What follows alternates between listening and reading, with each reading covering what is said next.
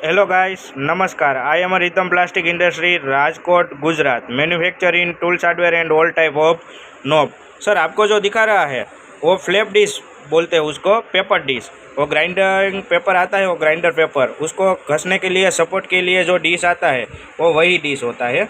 वो इस टाइप का, वो इम्पोर्ट मटेरियल का डिश है, एक्सपोर्ट क्वालिटी। वो कलर ब्लैक है, इसलिए वो नहीं समझना कि वो सेकंड वाली डिश है, बट वो इम्पोर्ट मटेरियल शाइनिंग वाला पीस है और एक्सपोर्ट डिश है, वो एक्सपोर्ट क्वालिटी का डिश है वो। और वो जो आपको दिखा रहा है वो 4 इंच का डिश है, 100 mm का, इस टाइप का।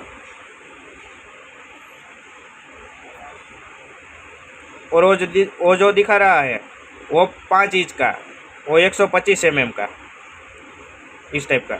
उसमें वो 12 mm का होल है और उसमें भी 10 mm का भी होल मिल जाएगा आपको। वो 10 mm होल वाला पीस है और वो 12 mm वाला होल का पीस है। दोनों का साइज़ एक ही है, 125 mm, 5 इंच का। और वो इम्पोर्ट मटेरियल है, एक्सपोर्ट क्वालिटी डिश है और उसका कलर ब्लैक है, इसलिए वो नहीं समझना कि वो सेकंड मटेरियल वाला पीस है।